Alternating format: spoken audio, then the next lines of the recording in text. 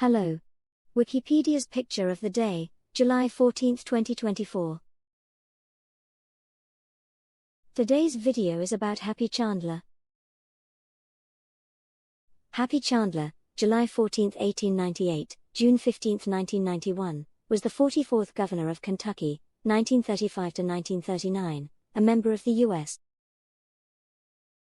Senate, the Commissioner of Baseball, and the 49th governor of Kentucky, 1955 to 1959. In his first term as governor, he oversaw the repeal of the sales tax, replacing the lost revenue with new excise taxes and the state's first income tax, and helped improve the state's education and transportation systems. He resigned as governor so his successor could appoint him to the Senate.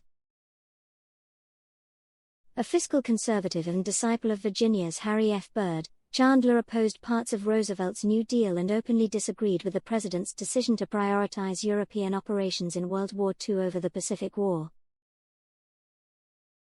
In 1945, he resigned his Senate seat to become the Commissioner of Baseball, succeeding Kenesaw Mountain Landis.